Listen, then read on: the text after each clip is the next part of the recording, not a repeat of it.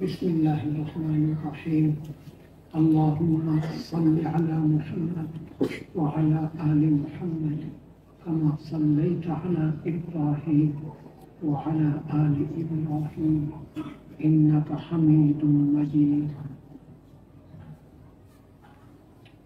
اللهم بارك على محمد وعلى آل محمد كما باركت على إبراهيم وعلى آل إبراهيم إنك حميد مجيد اللهم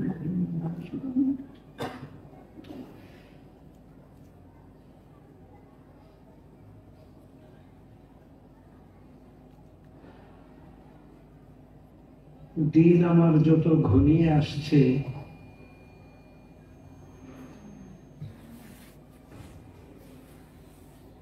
দিনের হালাতের মধ্যে ততই বেশি তামাবুজ, ততই বেশি তরঙ্গ দোলা অনুভূত হচ্ছে। ছেড়ে চলে যাব এই কারণে নয়, কি অবস্থায় রেখে যাব এই চিন্তায় মনের মধ্যে অনেক রকমের তরঙ্গ দোলা অনুভূত হয়। আওয়াজ কি পৌঁছছে পিছন পর্যন্ত? জি জি।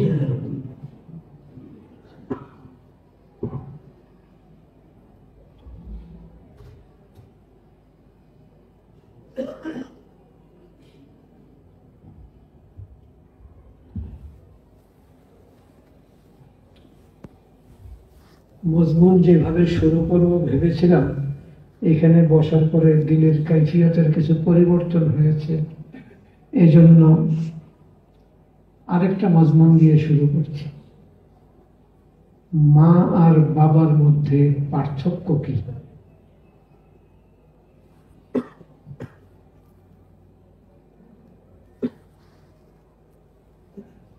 ছেলের মধ্যে আর মেয়ের মধ্যে পার্থক্য কি?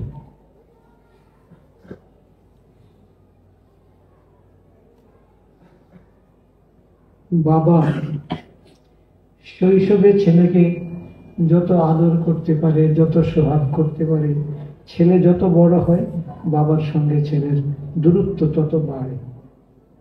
সংকোচ, দূরত্ব মানে একেবারে আজনবিয়ত না হোক, একটা সংকোচ। কিন্তু ছেলে যত বড় হয় মায়ের দৃষ্টিতে সে বড় হয় না।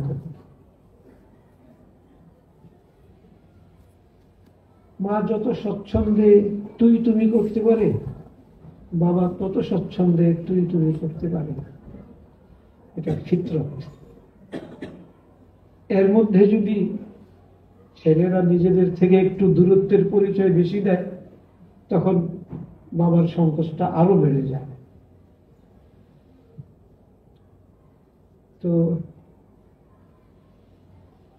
আমি খুব চোখে আমার সমস্যা হচ্ছে, স্পষ্ট ভাবে সব দেখতে পাচ্ছি না, তবুও যদ্দূর দেখছি তাতে এত সাদা দাড়ির ভিড়ে নিজেকে আপনাদের শিক্ষক ভাবতেই লজ্জা বোধ হচ্ছে। এই লজ্জা বোধ করার পিছনে শুধু আমি একা দায়ী না, আমার ছেলেরাও দায়ী।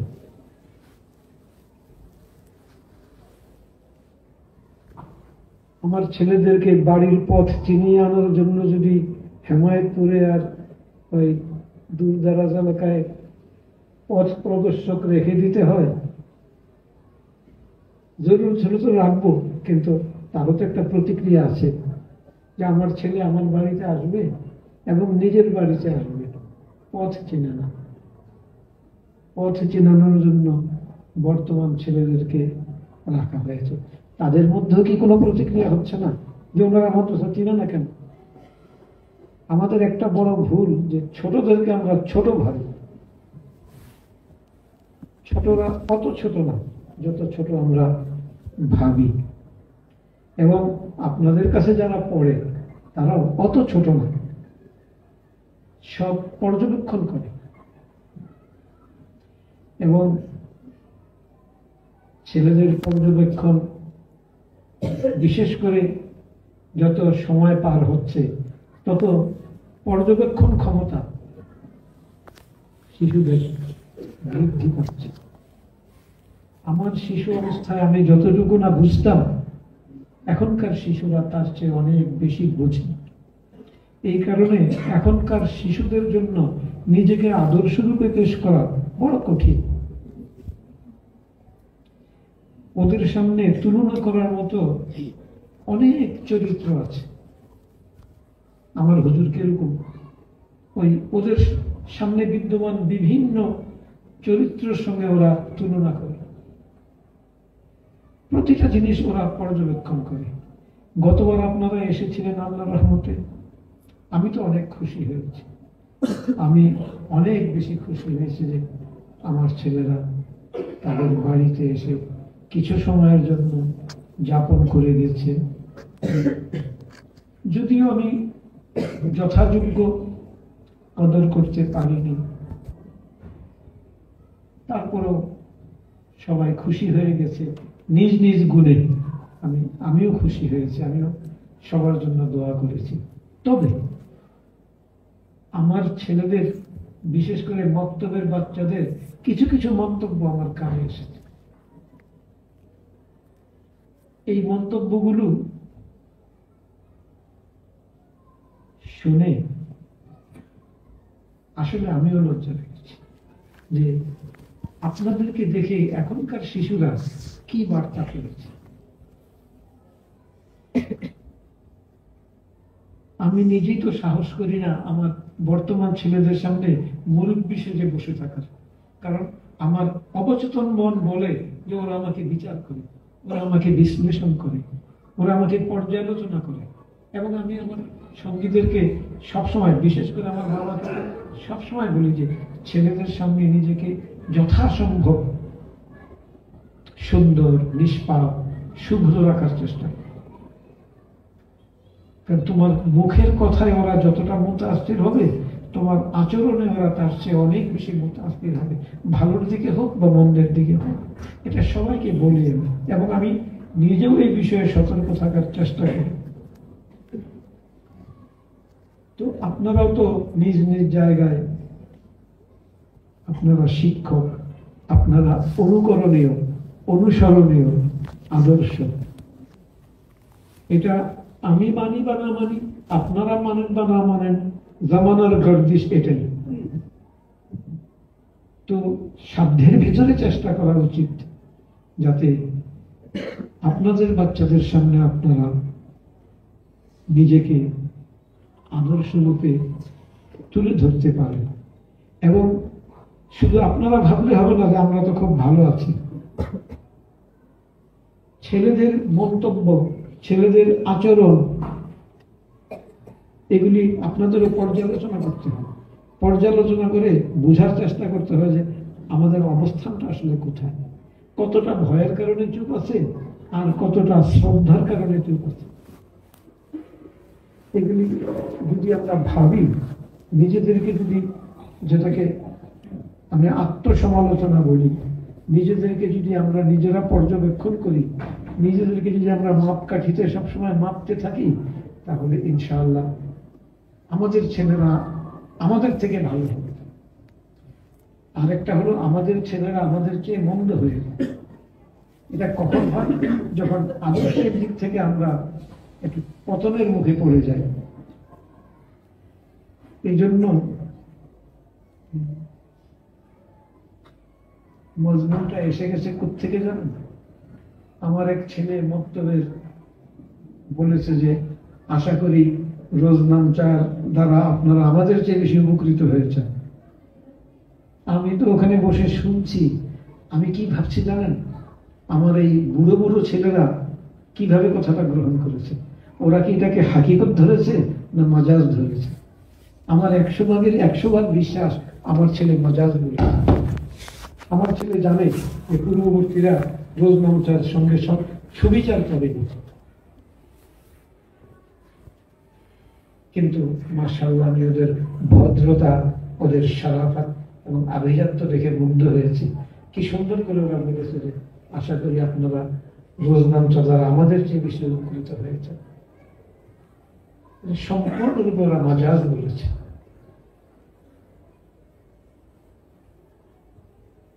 যদি আমার প্রথম বর্ষের একেবারে এই যে মৌলানা আরিফ হক্কানি, না তুমি মৌলানা আরিফ হক্কানি, ওরা তিনজন, মিজান কি এসেছে?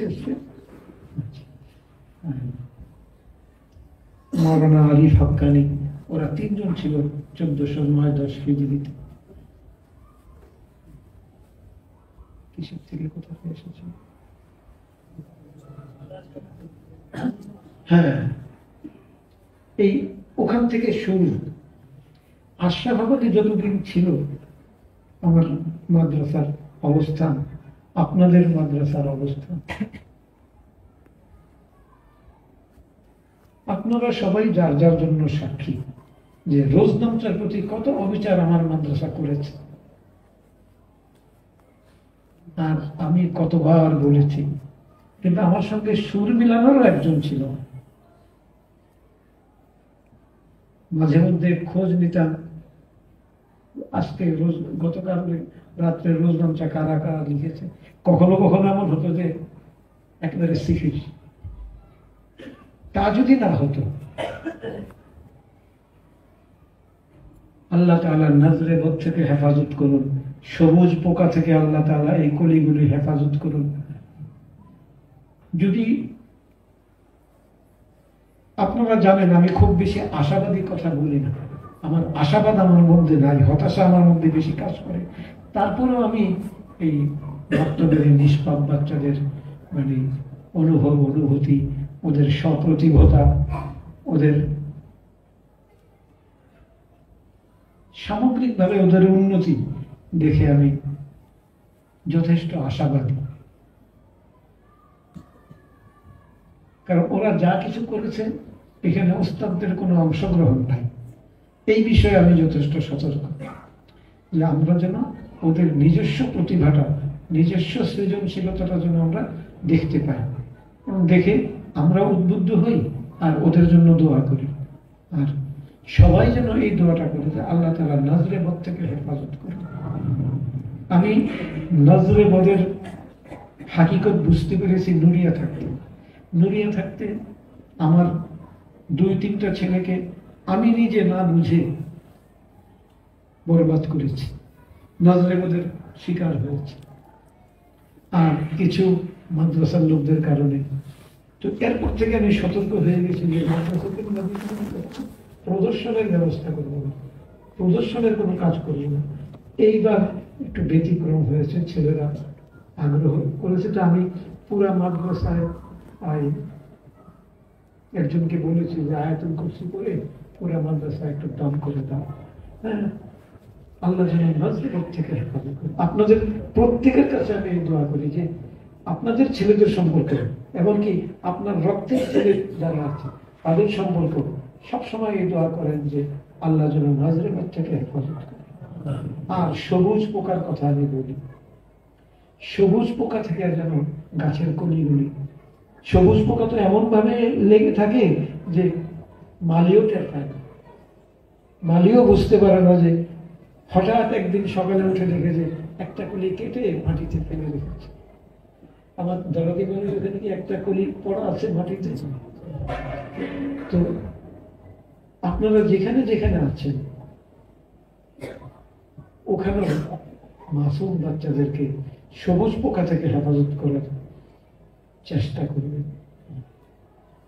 যাই হোক, এই মজমুনটা বিক্ষিপ্ত হয়ে গেল। এই মজমুনটা আমার মনে পড়েছে যখন ছেলেরা আপনাদের রোজনামচার প্রশংসা করছে, যে আপনারা নাকি রোজনামচা ওদের চেয়ে ভালোভাবে লিখেছেন। নাকি আপনারা যেন খুশফাহমিতে লিপ্ত না হন। এখনকার ছেলেরা জানে তাদের পূর্ববর্তীরা কি অবস্থায় ছিল। যদি আপনারা যদি মাদ্রাসাতুল মদিনার চিন্তা চেতনাকে সঠিকভাবে ধারণ করতেন এবং এখনো ধারণ করে রাখতেন, তাহলে আমি বিশ্বাস করি আমার দেশে এতদিনে একটা বিপ্লব সৃষ্টি হতে পারত।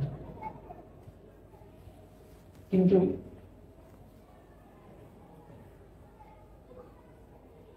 আমি বুঝতে বুঝতে আর আমি বুঝাতে বুঝাতে জীবনের প্রায় বেশিরভাগ পথ পাড়ি দিয়ে ফেলেছি।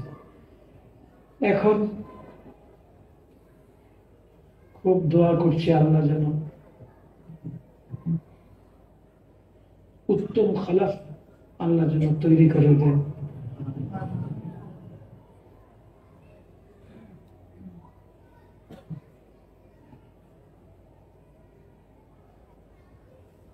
যাই হোক, আমি শুরু করতে চাচ্ছিলাম, 2-3 দিন থেকে ভেবে রেখেছিলাম এবং এক নামাজের সময় চিন্তা এসেছিল যে এটা দিয়ে শুরু করব, তো সেটাই করি। খুব সততার সঙ্গে একটা প্রশ্নের উত্তর আপনাদের কাছে আমি আশা করব। আমি তো আশা করি জীবনের সব ক্ষেত্রে আপনারা সততা রক্ষা করেন, এখানেও রক্ষা করবেন। তবুও লিয়াতমা ইন্না কলবি আপনাদের সততার কাছে আবেদন জানাচ্ছি। একটা কিতাব দিয়ে শুরু করি, মাজা খাসিরাল আলম বিনহিতাতিল মুসলিমিন। এটার যে তর্জমা আল্লাহ আমাকে দিয়ে করিয়েছেন, আপনারা কারা কারা এটার মোতালা করেননি, ওরা একটু কষ্ট করে এবং সততার সঙ্গে হাত তোলে। দেখো বাবা, দেখো বাবা, কিছু অংশ পড়লেও হাত তুলতে হবে। এমনকি আমি প্রথমে ভেবেছিলাম একবারের বেশি পড়েননি কারা কারা, তারা হাত তুলে বলতে চেয়েছিলাম। পরে আমার সিফিলের আশঙ্কা হলো, এই কারণে আমি আর সেদিকে যাই না। আচ্ছা,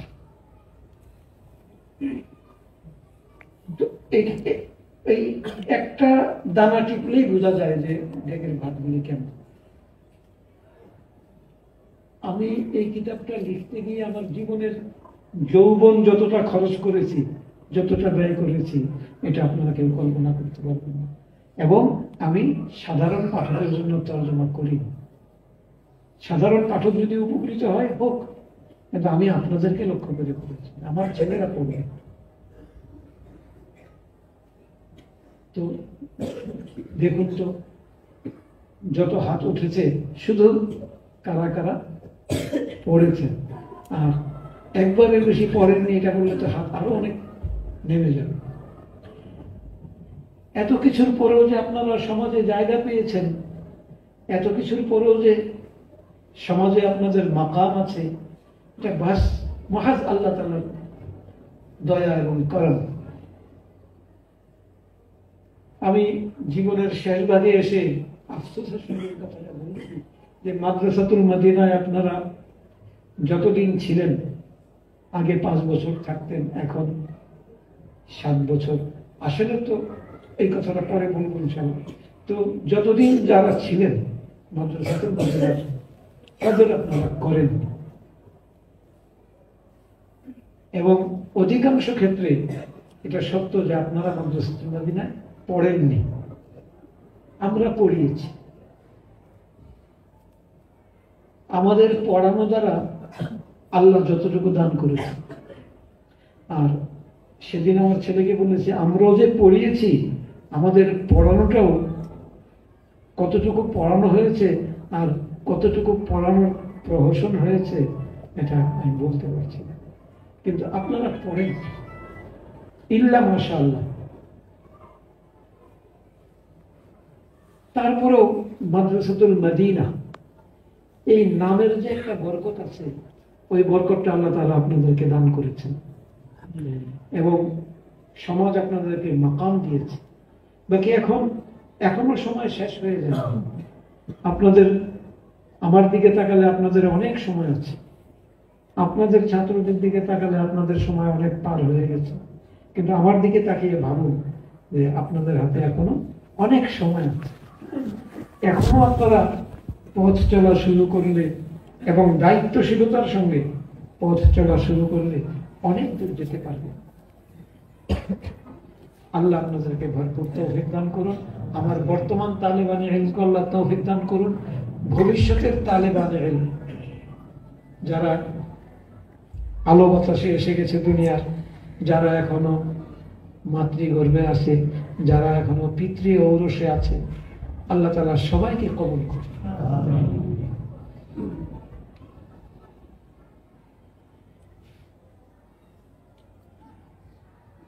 আমি কখনো আল্লাহর রহমতে প্রতারিত হই, পরাস্ত হই। এটা আমার একটা লেখার অনুমানও আছে। হ্যাঁ, প্রতারিত হয়ে নয়, পরাস্ত হলে হয়। যেমন গাজদার মুজাহিদিন বিভিন্নভাবে পরাস্ত হচ্ছে, কিন্তু ওরা প্রতারিত হয়নি।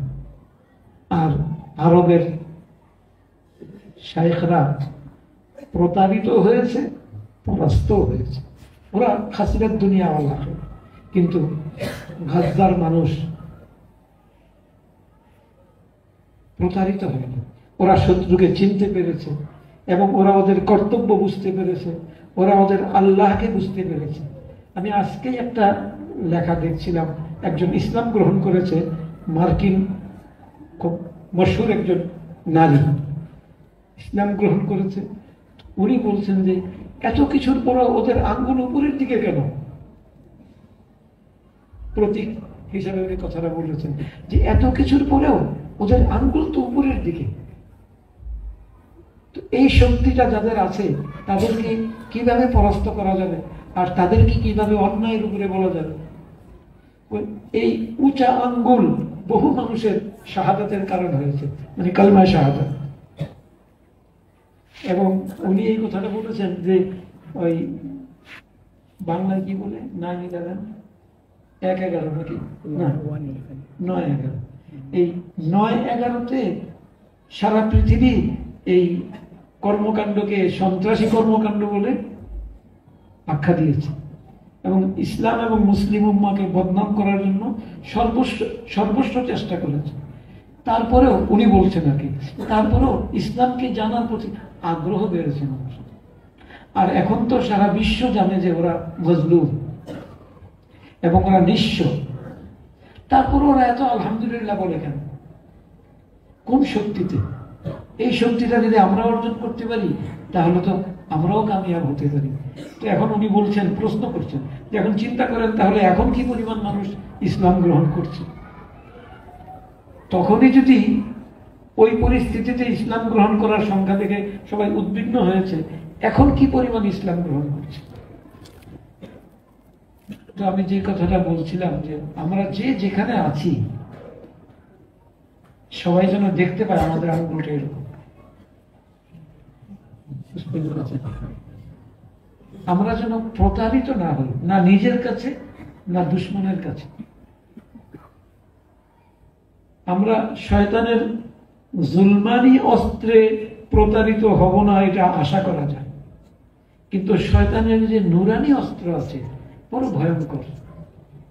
এই নুরানি অস্ত্র থেকে আমরা নিজেরাও যেন রক্ষা পাই, আর আমাদের অধীন যারা তাদেরকে যেন রক্ষা করতে পারে। শয়তান অনেক সময় অনেক রকমের বুঝ দেয় এবং নুরানি বুঝ। শয়তান বুঝ দেয় যে আমি হকের উপরে আছি, হকের উপরে থেকে মাথা নত করবো কেন? আচ্ছা, আল্লাহর নবী কেন এই কথাটা বলে দিয়েছেন যে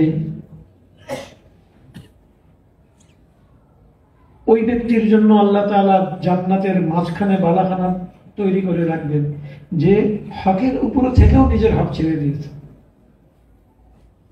তাহলে একটা সুরত তো আছে, এবং আল্লাহ রাসূলের খুব প্রিয় সুরত যে হকের উপরে থেকেও হক ছেড়ে দেবে। তাহলে হক কোথায়? বাপেরও ছাড়ি না, এই যে একটা প্রবাদ আছে আমাদের দেশে, এটা শয়তানের কত বড় নুরানি অস্ত্র। এই জন্য আপনারা জীবনের যেখানে যেভাবে আছেন সবসময় চেষ্টা করবেন মাদ্রাসায় আপনার দ্বারা যেন কোনো বিভেদ সৃষ্টি না হয়, আপনার দ্বারা যেন কোনো ইফতিরাক না হয়। আপনি নিজের হক দমিয়ে ফেলেন, আপনার হক দমিয়ে ফেললে, আপনার হক ছেড়ে দিলে যদি ফিতনা কমে যায় তাহলে আল্লাহ এবং আল্লাহর রাসূলের কাছে এটা আজরে আজিম থাকে। আমার কিছু তালেব ইলম জানে যে আমি এই কথাগুলি বলছি, এই কথাগুলির উপর আমার জীবনে আমল করি, মানে ফাঁকা উপদেশ না, এটা আমি নিজে এটার উপরে আমল করেছি। আমি পুরো হকের উপরে থেকেও আমার হক ছেড়ে দিয়েছি। আল্লাহ তাআলা আমাকে দুনিয়াতেই অনেক কিছু দান করেছে। তো আমি আমার তালেবানের কাছে আশা করি যে যে যেখানে আছেন, মসজিদে আছেন, সমাজে আছেন, কর্মক্ষেত্রে আছেন, ব্যবসা বাণিজ্যে আছেন, ব্যবসা বাণিজ্যেও শরীকদারের সঙ্গে অনেক সময় জিয়াদাতি হয়, আপনার উপরে জিয়াদাতি করেছে, যদি একেবারে দেয়ালে পিঠ থেকে না যায় তাহলে শরীকদারকে যতটা আপনি সহনশীলতার সঙ্গে আচরণ করবে, আল্লাহর হাত আপনার উপরে তত বেশি থাকবে। হ্যাঁ, যদি আপনি যদি একবারে ইখলাসের সঙ্গে, আপনি যদি সততার সঙ্গে এটা বিশ্বাস করেন যে দেয়ালে এখন পিঠ থেকে গেছে, এখন যদি আমি এই আমার হক রক্ষা করার চেষ্টা না করি তাহলে সব শেষ হয়ে যাবে, তখন আপনি ভদ্রতার সঙ্গে, সততার সঙ্গে, নমনীয়তার সঙ্গে অনমনীয় আচরণ করেন, নিজের হক রক্ষা করার চেষ্টা করেন। কিন্তু নিজের হক রক্ষা করার চেষ্টা করতে গিয়েও ভদ্রতা এবং আভিজাত্য যেন আপনার সঙ্গ ত্যাগ না করে। এই কথাগুলি আমার মনে হয় জীবনে অনেক কাজে লাগবে যদি আমরা এই কথাগুলোর উপরে আমল করি। এমনিতেই দেখবেন যে ওই যে কি বলবো এটাকে, থার্মোমিটার, ওইটার পারদ জ্বরের সঙ্গে সঙ্গে উপরে উঠতে থাকে। তো আপনাদের এই সমস্ত আচরণের সঙ্গে সঙ্গে দেখবেন যে সমাজে আপনার মর্যাদার পারদ উপরে উঠছে ধীরে ধীরে। আর যদি আমরা ওই আচরণ না করতে পারি তাহলে দেখা যাবে আমাদের অজান্তেই আমাদের মর্যাদার পারদটা নিচে নেমে যাচ্ছে।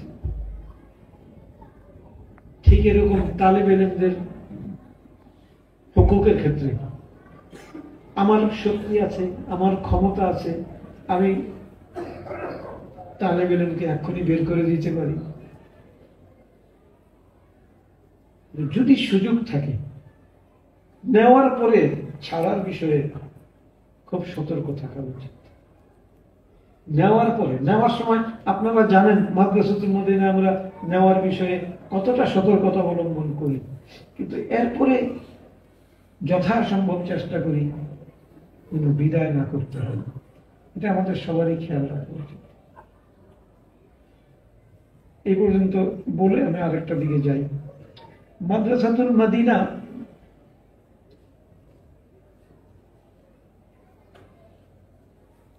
এর প্রতিষ্ঠা এবং মাদানী নেসাবের প্রতিষ্ঠা কি জন্য হয়েছে? বিভিন্ন দিক থেকে বিভিন্ন কথা বলা যায়। একদিক থেকে কথা হলো আমাদের কওমি মাদ্রাসার মধ্যে, এটা তো অস্বীকার করার কোনো উপায় নেই যে অনেক সীমাবদ্ধতা এসে গেছে, অনেক ত্রুটি এসে গেছে এবং নতিজার মধ্যেও অনেক খুঁত এবং ক্ষত এসে গেছে। আমি তো আমার পরিবারেরই মানুষ, আমি তো কওমি মাদ্রাসারই মানুষ। আমার কাছে না আপনারা কিছু লুকোতে পারবেন, না আমি কিছু লুকোতে পারবো সমাজের কাছে। সত্য এটা। তো মাদ্রাসাতুল মদিনার মাধ্যমে, মাদানী নেসাবের মাধ্যমে আমি চেয়েছিলাম যে যেই যেই জায়গায় ত্রুটিগুলি এসেছে ওই জায়গার ত্রুটিগুলি দূর করা। সুতরাং এটা আলাদা কোনো বিভক্তি না,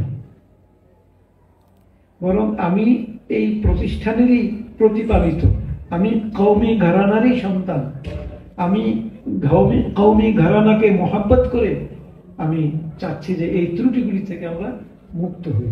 তবে যে কোনো কাজের জন্য ক্ষেত্র প্রয়োজন, আর ক্ষেত্র ছাড়া যদি অন্যের ক্ষেত্রে গিয়ে যদি এগুলি করতে যাই তাহলে তখন বরং বিভক্তি, তখন বরং বিভেদ ইত্যাদি সৃষ্টি হয়।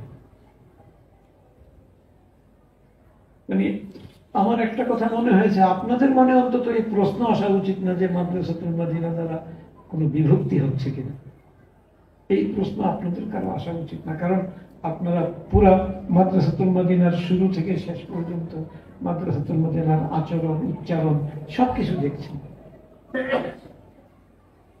এই যে আমরা কোরবানির চামড়া নিয়ে চিন্তা করি না, আমাদের ছেলেদেরকেও এই চিন্তায় ফেলি না, কিন্তু যখন এক সময় প্রথম আলো নামে একটা পত্রিকা, প্রথম আধার, এই পত্রিকা যখন একটা আন্দোলন চালালো যে কওমি মাদ্রাসায় চামড়া দিবেন, আপনাদের কারো মনে আছে কিনা আমি জানি না, কিন্তু একটা তীব্র এবং গুরুতর একটা আন্দোলন হয়েছে। ওই সময় আমি পুষ্পে একটা সম্পাদকীয় লিখেছিলাম। আমি পুষ্পে সম্পাদকীয় লিখেছিলাম সম্পূর্ণ যেন আমি ওই ঘরানারই একজন,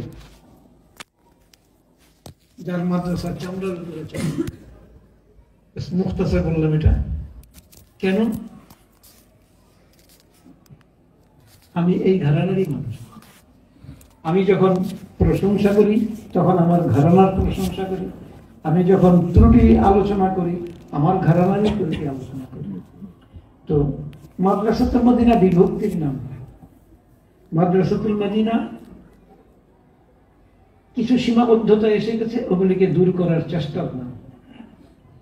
এই কারণে আমি আমার ছেলেরা, কাবিল ছেলেরা কিছুদিন আগেও এসেছিল আমার কাছে ইতমামে হুজ্জতের জন্য, যে আমরা একটা বোর্ড করতে চাই।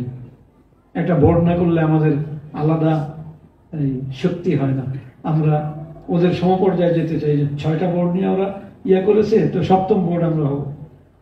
আমি কিছুতেই সম্মতি দিইনি, আর এটাও বলেছি যে আমাকে বাদ দিয়েও করো না, আর আমার অনুমতি নাই। কারণ এমনিতেই 6টা বোর্ড আছে, যথেষ্ট আছে, 7টা বোর্ডের দরকার। আরেকটা হলো যে কেন করো তুমি?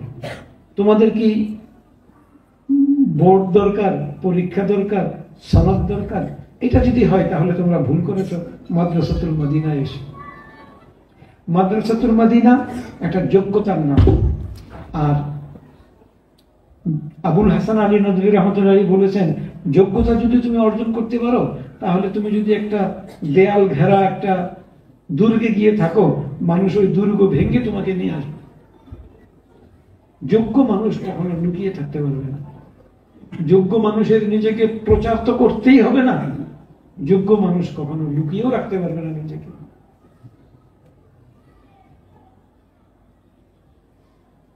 উনি আরেকটা কথা লিখেছেন, যদি দেখেন কোথাও কোন যোগ্য মানুষ সঠিক জায়গায় নেই, কাজের অভাব, মর্যাদা নাই, আওভগত নাই, ইস্তেকবাল নাই, তাহলে অবশ্যই তার মধ্যে কোনো না কোনো দোষ আছে। উনি 1-2টা দোষের কথা উল্লেখ করেছেন। হয়তো সে রুক্ষ স্বভাবের, হয়তো মানুষের সঙ্গে সে রুক্ষ আচরণ করে, এই কারণে যোগ্যতা সত্ত্বেও মানুষ তাকে গ্রহণ করে। কোমল আচরণের মানুষ সমাজে সে সবসময় মর্যাদা পাবে। রুক্ষ আচরণের মানুষ শত যোগ্যতা নিয়েও সমাজে মর্যাদা পাবে। আর কোমল আচরণের মানুষ যোগ্যতা কম থাকলেও সমাজে মর্যাদা পাবে। আপনারা যেখানে আছেন, মাদ্রাসায় আছেন, মসজিদে আছেন, সমাজের অন্য কোনো কাজে আছেন, সবসময় কোমল আচরণ। ওয়ালাউ কুনতা ফাযযান গালিযাল কলবি লানফাদ্দু মিন হাওলিক। এই মিন হাওলিকটা আসলে মিন হাওলিকুম, এবং ওয়ালাউ কুনতুম। আমরা কিন্তু এটা ভালো করে বুঝতে পারি না। আমরা ওয়ালাউ কুনতাকে কুনতাই ধরে নিয়েছি, আসলে ওয়ালাউ কুনতুম লানফাদ্দু মিন হাওলিকুম। তো আমরা যদি নববী আখলাক অনুসরণ করতে পারি তাহলে ইনশাআল্লাহ বর্তমান যোগ্যতা নিয়েও আমরা সমাজে আরো কয়েক গুণ বেশি মর্যাদা পেতে পারি। আরেকটা হলো মানুষের কাছে হাত পাতা, প্রত্যক্ষভাবে হোক বা পরোক্ষভাবে। মানুষের কাছে হাত পাতা এর চেয়ে বড় জিল্লতি আর কিছু না। অনেকে বলে আমরা দিনের জন্য করি। যদি দিনের জন্যই করে থাকি সেটাও করা উচিত। দিনের জন্য আমাদের হাত পাতা উচিত না কারো কাছে। হাত পাতলে আমরা, শুধু আমরা না, আমি এবং আমার মাদ্রাসা, আমার সমাজ, আমার খানদান, ব্রাদারি সব মানুষের নজর থেকে পড়ে যাবে। তো চেষ্টা করতে হবে আমাদের যথাসম্ভব যে আমার রুটি রুজি যেন ইজ্জতের সঙ্গে আসে, আমার মাদ্রাসার ইন্তজাম যেন ইজ্জতের সঙ্গে হয়। আমরা তো কোথায় কোথায় মাদানী নিসাবের শাখা বলি ইত্যাদি, কিন্তু বুকে হাত দিয়ে বলেন তো, মাদ্রাসাতুল মাদিনায় রশিদের ব্যবস্থা নেই। আপনারা রশিদ ছাড়া মাদ্রাসা কয়টা করেছেন? মাদ্রাসাতুল মাদিনা তার জন্ম থেকে নিয়ে শুরু করে এই পর্যন্ত রশিদের কোনো ইন্তজাম রাখেনি। রশিদ ছাড়া একটা প্রতিষ্ঠান চলতে পারে, এটা আজ থেকে 40 বছর আগে কেউ কল্পনা করতে পারেনি। আল্লাহ তাআলা আমাকে এই কল্পনা করার তৌফিক দিয়েছিলেন এবং আলহামদুলিল্লাহ সেটা কার্যকর আছে। বাকি আমি সবসময় চেষ্টা করেছি হালাল ভাবে ইজ্জতের সঙ্গে কিছু উপার্জন করার, যাতে আমি দেখলাম আপনাদের পিছনে এখানে মাশাআল্লাহ গাড়ির সংখ্যা তো অনেক। আমি বললাম আমার মেহমানের চেয়ে গাড়ির সংখ্যা মনে হয় বেশি। আমি এখনো গাড়ি সংগ্রহ করতে পারি। এক জায়গায় একটু আমি কিছু ব্যবসায়িক কাজ করি, উপদেশ দেই, ওই হিসাবে আমি একটা গাড়ি ব্যবহার করার সুযোগ পাই। আমার নিজের মালিকানার গাড়ি এখন নাই, কিন্তু আল্লাহ তাআলা আমাকে এই পরিমাণ অর্থ দিয়েছেন যে আমি আগামীকালও একটা গাড়ি সংগ্রহ করতে পারি আল্লাহ চাহে। কিন্তু আমার সমস্ত উপার্জন আমি আমার ছেলেদের পিছনে ব্যয় করছি, এবং এটা একজন বাপ তার ছেলের পিছনে ব্যয় করলে যেই অবস্থা, আমারও সেই অবস্থা। আমি এটা কোনো স্থান করছি না কারোর উপর। বাকি শুধু আমি তালিমের জন্য এবং উপদেশের জন্য কথাটা বলছি যে আমি আমার সর্বস্ব মাদ্রাসাতুল মাদিনার জন্য বিসর্জন করছি। আমার ছেলেরা যেন খুশি থাকে, আমার ছেলেরা যেন ভালোবাসে। আমি শুনে অবাক হয়ে যাই, অনেক প্রতিষ্ঠান মাদ্রাসাতুল মাদানিনেরও প্রতিষ্ঠান হিসাব করে যে এই মাসে এত টাকা আয় গেছে। আমার এখানে যারা আছে ওরা জানে যে আমার ছেলে নেই, আমার নিজের সমস্ত আয় আমি ছেলেদের পিছনে ব্যয় করছি। আমি এই কথা বলছি না যে সবাই এটা করেন, অন্তত মুনাফার চিন্তাটা যেন কারো চিন্তায় না থাকে, কারো মাথায় না থাকে। আর রিজিকের জন্য, রিজিকের জন্য কোন হালাল পথ গ্রহণ করে, হালাল পথ গ্রহণ করার আগ পর্যন্ত আপনি আপনার মাদ্রাসায় সর্বনিম্ন অধিকার নেবেন। তখন দেখবেন যে আল্লাহ তাআলা এই সামান্য কোরবানির উসিলায় কত ফুতুহাত আল্লাহ দান করেন। আলহামদুলিল্লাহ, শুরুতে আমার আল্লাহ তাআলা টুটা ফাটা মুখতাসার কিছু ইমতিহান দিয়েছেন। তো আল্লাহর মেহেরবানি, মা বাবার দোয়ায়, আসাতের দোয়ায় ওই পরীক্ষায় আল্লাহ তাআলা নিজেই দয়া করে উত্তীর্ণ করেছেন। আমার মাদ্রাসায় আলহামদুলিল্লাহ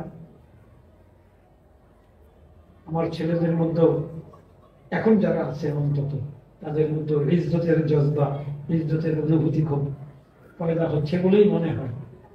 তারপরে খেদমতে খালকের চেতনা, যেটা গুরবত দূর করার সবচেয়ে বড় উপায়, খেদমতে খালকের চেতনা, এটা আল্লাহর রহমতে আমার ছেলেদের মধ্যে ধীরে ধীরে তৈরি হচ্ছে। তো আপনারা যে যেখানে আছেন এই কয়টা বিষয় খেয়াল করেন যে অভিভাবকরা যেন আপনাদের উপরে হাবি না হয়। একজন প্রশ্ন করেছে দেখলাম যে অভিভাবকরা এটা চায়। মাদ্রাসাতুল মাদিনার তালেব ইলম এই কথা কেন বলবে? অভিভাবক কি চায়? আমি তো শুরু থেকে অভিভাবক কি চায় সেটার উপরে নজর করিনি। এই অনেক ঘটনা লম্ব হয়ে যাবে। আমি অনেককে বলেছি আপনি যে যা চান ওটা আপনি যেখানে পাবেন সেখানে যান। এখানে আমি যা চাই সেটা যদি গ্রহণ করতে চান তাহলে আপনি আসেন, আপনাকে আমি ইনশাল্লাহ যথাসম্ভব খেদমত করব। কিন্তু আপনি কি চান ওটা যদি আমার কাছ থেকে চান তাহলে আমার আর কোনো অবস্থান থাকে না, আপনার ছেলের খাদেম হওয়ার আর কোনো যোগ্যতা আমার থাকে না। এই যে আমাদের মাদ্রাসাগুলোতে এই যে বিজ্ঞাপনগুলি দেয় যে মনোরম পরিবেশ, উদ্দেশ্য কি কথাটা? মনোরম পরিবেশ, তারপরে আজীব আজীব শব্দ, এক ঝাঁক অভিজ্ঞ শিক্ষক মন্ডল। ঝাঁক তো মাছের হয়, পাখির শিক্ষকের ঝাঁক হতে যাবে না, এক ঝাঁক অভিজ্ঞ শিক্ষক মন্ডলী তারা পরিচালনা। এগুলি আমরা কেন বলি? অন্তর্নিহিত উদ্দেশ্য কি? আমি যে বললাম মাদ্রাসা, আমাদের কওমি মাদ্রাসার যতগুলি ত্রুটি, এর মধ্যে একটা ত্রুটি হলো এই যে প্রত্যেক মাদ্রাসা নিজের তারিফ করতে করতে মাথায় মুখে ফেনা তুলে ফেলে, আমার মাদ্রাসার এই, আমার মাদ্রাসার এই। আমি একবার, আমার না বিশাল মনে হয় ছিল তখন, আমি একবার হাটাজারি গিয়েছিলাম। তো ফজরের নামাজের পরে হাটাজারি মাদ্রাসার সর্বোচ্চ ব্যক্তি উনি এমন আন্দাজে কথাটা বলেছেন যে আমাদের এখানে দাওরাতে যত ছেলে আছে বাংলাদেশে কোন মাদ্রাসা এত ছেলে নেই। তুমি কি ছিলা তখন?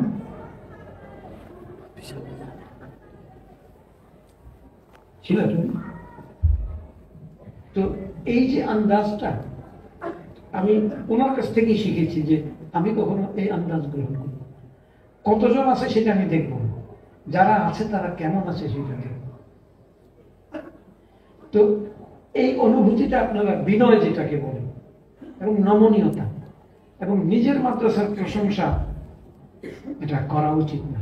নিজের মাদ্রাসার যে ত্রুটিগুলি এগুলি নিজের সামনেও রাখা দরকার, মানুষের সামনেও তুলে ধরা দরকার যে আমার মাদ্রাসায় এই এই ত্রুটি আছে। এর মধ্যে যদি আপনি মনে করেন যে আজকে ভালো তো আর কোথাও পাচ্ছি না, ঠিক আছে আমার ছেলেটাকে এখানে দেব, তখন আমি আপনার ছেলের জন্য সর্বোচ্চ মেহনত করার চেষ্টা করব, কিন্তু মাদ্রাসাটা আমার ভালো লাগে। আমি অনেক সময় এই আমার ছেলেকে উদাহরণ দিতাম যে আমার মাদ্রাসা যদি ভালো হতো আমি তাকে এই মাদ্রাসা দাখিল করতাম। সে তো মাদ্রাসাতের মদিনার তালিব ইলম না, আমি তাকে দাখিল করিনি, আমার নাতিকে আমি দাখিল করিনি। কারণ আমি এই কথাটাও বলি যে আমার মাদ্রাসায় এমন এমন ছাত্র আছে যার 5 মিনিটের সহবত একজন তালিব ইলমকে বরবাদ করার জন্য যথেষ্ট। আচ্ছা, আপনারা তো বিভিন্ন মাদ্রাসায় আছেন, আপনাদের কি এমন মনে হয় না যে প্রত্যেক মাদ্রাসাতেই এমন একজন দুজন তালিব ইলম থেকে যায়, ছাত্র থেকে যায়, যারা আসলে সবুজ পোকার মতো কাজ করে? আমার মাদ্রাসায় আছে, কিন্তু আমি কখনো এটা লুকানোর চেষ্টা করি না। এই যে আজ থেকে 40 বছর আগে আমি সাইনবোর্ড ব্যবহার করিনি, এবং আমার বাবাকে, আমার উস্তাদে মুহতারাম পাহাড়পুর হুজুরকে রহমতুল্লাহ আলাইহি আমি বলেছি যে সাইনবোর্ড দেওয়া মানে বিজ্ঞাপন দেওয়া, দাওয়াত দেওয়া, যা আসো তোমরা আমার কাছে। কিন্তু আমি তো দাওয়াত দেওয়ার মতো অবস্থান নিজের দেখতে পাই না। তো ওইটার উপরে আমি এখনো বরকরার আছি। কেউ যদি নিজের ছেলেকে এর চেয়ে ভালো জায়গা না পেয়ে দিতে চায় তাহলে আমি গ্রহণ করতে রাজি আছি। তো যারা মাদ্রাসাতুল মদিনার মাদানী নিসাবের শাখা বলতে চান, এই অনুভূতিটা তাদের, এই রীতি এবং নীতিটা তাদের, এই উসলুবটা তাদের ইখতিয়ার করা দরকার।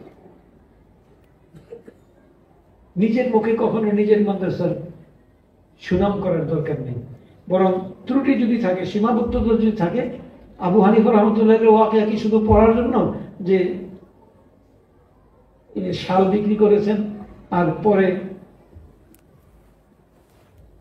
ঘটনাটা এখন আমার জেহেনে ভালো করে আসছে না, ও বলছে যে আপনি মুনাফা ছাড়া এইটা বিক্রি করেন, তো বলছে 2 দিরহাম দাও। বলছে আপনি কি আমার সঙ্গে মজাক করছেন?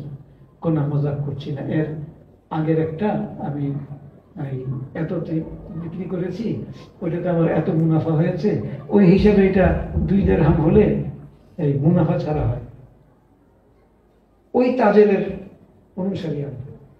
আরেক ঘটনা আছে যে বিক্রি করে ফেলেছে, ওই কর্মচারীকে বলে দিয়েছিল যে এটা বলে দিও যে এটা ত্রুটি আছে, তার মনে নাই বলতে, কিন্তু উনি এসে আবার জিজ্ঞাসা করেছেন যে ওই কাপড়টা ত্রুটিটা বলে দিয়েছিল, না আমি ভুলে গিয়েছি। উনি ওই কি বলে তাকে, ওই লট নাকি ওই দফার সমস্ত অর্থ সাদকা করে দিয়েছেন। তো আমাদের মাদ্রাসা পরিচালনার ক্ষেত্রেও এই পদ্ধতি আমাদের অবলম্বন করা উচিত।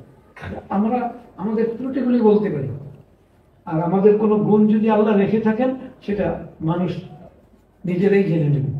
আমি শুধু আমার ত্রুটি কথা বলি, ফায়দা এই যে আল্লাহ তাআলা সতরের মামলা করেন, আল্লাহ তাআলা সমস্ত ত্রুটি ঢেকে রাখেন। আরেকটা বিষয় আমাদের মাদ্রাসাগুলিতে আমি যেই ত্রুটিটা দেখতে পাচ্ছি সেটা হলো সম্পর্কের শীতলতা। সম্পর্কের শীতলতা এটা এত বেশি বাধি কথা যে এটার জন্য কোনো আলোচনারও দরকার নেই। না মাদ্রাসার পক্ষ থেকে ছাত্রদের সঙ্গে কোনো সম্পর্ক আছে, না ওস্তাদের পক্ষ থেকে ছাত্রদের সঙ্গে কোনো সম্পর্ক আছে, আর না ছাত্রদের পক্ষ থেকে মাদ্রাসার সঙ্গে কোনো সম্পর্ক আছে। তো আমার সারা জীবনের একটা লক্ষ্য ছিল, এবং আমি আমার ছাত্র জীবনে, তালেব ইলমের জীবন বলিনি, ছাত্র জীবন, আমি আমার ছাত্র জীবনে প্রতিজ্ঞা করেছিলাম যে আমার মাদ্রাসায় এই সম্পর্কের উন্নতি করার চেষ্টা করব। আমার মাদ্রাসা যেন মায়ের মতো হয়, আমরা যেন বাবার মতো হতে পারি, আর আমাদের ছেলেরা যেন সত্যিকার অর্থে আমাদের সন্তান হতে পারে। এই ক্ষেত্রে আমাদের মাদ্রাসাগুলো মাদারে ইলমি শব্দটা তো বলে, কিন্তু শব্দটার মধ্যে কোনো মানা নাই। তারপরে আবনাউল মাদ্রাসা তো বলে, কিন্তু এই শব্দটার মধ্যে কোনো মানা নাই। মাদ্রাসাতুল মদিনার মাধ্যমে আমরা চেষ্টা করেছি, মাদারি নেশাদের মাধ্যমে, যে আমাদের এই তাআল্লুকের ক্ষেত্রে যেন নিবিড়তা, অন্তরঙ্গতা, মাতৃত্বের মমতা এবং পিতৃত্বের স্নেহ এটা যেন আমাদের দিক থেকে, মাদ্রাসার দিক থেকে, আর ছেলেদের দিক থেকে যেন সুপুত্রের সমস্ত গুণ যেন তারা তাদের অর্জিত হয়। এখন আপনারা যারা মাদ্রাসাতুল মদিনার সঙ্গে পরিচিত, আমি যদি অসত্য বলতাম তাহলে আপনাদের সামনে এত আস্থার সঙ্গে বলতে পারতাম না। আমরা চেষ্টা করেছি যাতে মাদ্রাসাতুল মদিনা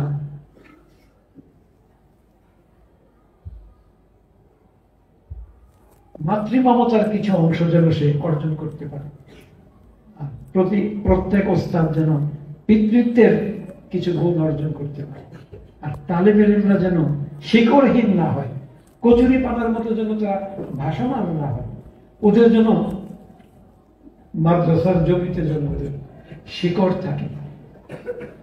এই ক্ষেত্রেও চেষ্টা করছি, এবং আপনারা যারা বিভিন্ন জায়গায় কাজ করছেন, আপনারাও ওদের কাছে আমার আবেদন, এই চেষ্টাটা করেন। তালেব ইলমদের সঙ্গে হৃদ্যতাপূর্ণ সম্পর্ক, শ্রদ্ধার সম্পর্ক এবং অনুসরণের সম্পর্ক তৈরি করার চেষ্টা করেন। এবং এই চেষ্টাটা কখন হবে? যখন আপনারা শিকড়ের সঙ্গে জড়িত থাকবেন। আপনাদের ছেলেরা কিছু জানে না, কিছু বুঝে না, বিষয়টা এমন না। ওরা দেখে যে আপনারা আপনাদের পিছনের মাটির সঙ্গে কতটা সংযুক্ত। তো এই জন্য আমি আপনাদের কাছে আবেদন করি, এবং ওয়াল্লাহিল আযীম আমার নিজের কোনো স্বার্থ এতে নেই, এবং আমার কোনো লাভ ক্ষতি নাই। বাকি আপনাদের লাভ হলে যদি আমার লাভ হয়, আপনাদের ক্ষতি হলে যদি আমার ক্ষতি হয়, তাহলে আমার লাভ ক্ষতি আছে।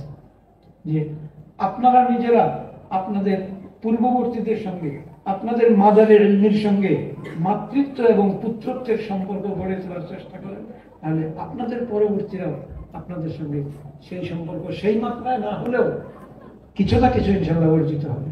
তো এই যে সম্পর্কের যে সংকট, এই সংকটের কথা চিন্তা না করে শুধু কিতাব পড়িয়ে দেবেন, শুধু কি বলবো, আপনাদের ভাষা তো হইল বেতন দেয়। আমার মাদ্রাসায় ছিল, সংশোধন করতে অনেকদিন লেগেছে। হুজুর এই মাসের বেতনটা, আমি নিজে অনেক শুনেছি। আলহামদুলিল্লাহ এগুলি পরিবর্তন হয়েছে, কিন্তু এখন আমি বিভিন্ন মাদ্রাসায় শুনি ওই অভিভাবক ছাত্রের বেতন দেন। আমি কাউকে এটা বলতাম যে আপনি যে বেতন বলছেন, এখানে কি আপনার ছেলের খাবারের অর্থ আছে? আছে, তাহলে এটা বেতন হলো কিভাবে? তারপরে আরো যারা গভীরের মানুষ তাদেরকে বলতাম যে আপনার ছেলে তো আমার কাছে মেহমান, বাকি মেহমানের চল আছে, রীতি আছে, মেহমান আসতে সময় হাদিয়া আনে, নিজাম হিসাবে হাদিয়ার মাত্রা নির্ধারণ করে দিচ্ছে। এটা যে বলতাম, আমার ছেলেরা সাক্ষী আছে যে আমি এটাকে আমলও করতাম।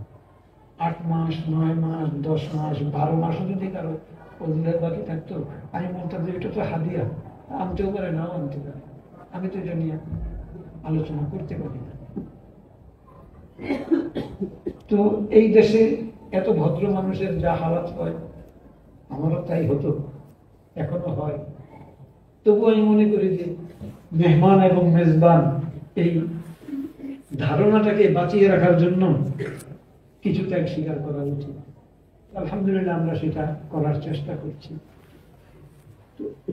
মূল কথাটা হলো যে সম্পর্কের যে গভীরতা, অন্তরঙ্গতা, এটা প্রত্যেক মাদ্রাসায় প্রত্যেক উস্তাদের অর্জন করা উচিত। আল্লাহ আমাদেরকে তৌফিক দান করুন। আর সময় নেই, 4:15টার সময় মনে হয় নামাজ দাঁড়াবে। কথা তো শেষ হলো না। সোজা কথা, মাদ্রাসাতুল মদিনাকে আপনারা আপনাদের মা হিসেবে গ্রহণ করেন, আপনারাই লাভবান হবেন। আর মাদ্রাসাকে মা হিসেবে গ্রহণ করার জন্য যত সহজে বলতে পেরেছি, নিজেকে বাপ হিসেবে গ্রহণ করার কথা তো অত সহজে বলতে পারি না। আপনারা দেখবেন যে ওই জামাই স্ত্রীর মাকে যত সহজে মা বলতে পারে, স্ত্রীর বাবাকে তত সহজে বাবা বলতে পারে না। ফিতরত। তো যাই হোক, আমরা চেষ্টা করছি পিতৃত্বের গুণ অর্জন করতে। আপনারাও আপনাদের জায়গায় এটা চেষ্টা করেন। আল্লাহ ভরপুর তৌফিক দান করুন। ওয়া আখিরু দাওয়ানা আলহামদুলিল্লাহি রাব্বিল আলামিন। আবারও আপনাদের কষ্ট করে আসার জন্য আপনাদেরকে অনেক ধন্যবাদ। জাযাকুমুল্লাহু খাইরান। আল্লাহ তাআলা এই সময়কে, এই শ্রমকে, এই মেহনতকে আল্লাহ তাআলা দিন এবং দুনিয়ার তারাক্কির জন্য কবুল করুন। আরেকটা কথা, দেখা সাক্ষাৎ তাবলীগ জামাতের এই জিনিসটা আমার কাছে খুব ভালো লাগতো, যে যাদেরকে ওই ইস্তেকবালে রেখে দিচ্ছে একবারে বাটা কোম্পানির, এখনকার অবস্থা জানি না, তখনকার জায়গা বাটা কোম্পানি ছিল, ওইখানে 3 দিন কি বয়ান হচ্ছে, বয়ানের তাদের কানে যায় না, কিন্তু তারা খুশি, তারা সন্তুষ্ট যে আমরা ইতাআত করছি। এটা মাদ্রাসাতে অনেক কম। আর এটার উসিলাতেই এতদিন তাবলীগ জামাত চলেছে, এতদিন এটার উসিলায় চলেছে। এটা হচ্ছে তো যখন দেখা করার সুযোগ তখন দেখা করা, যখন দেখা করার নিজাম নাই তখন দেখা না করা, এটার মধ্যেই কামিয়াবি। এবং এটা আমি নিজেও বিশ্বাস করি।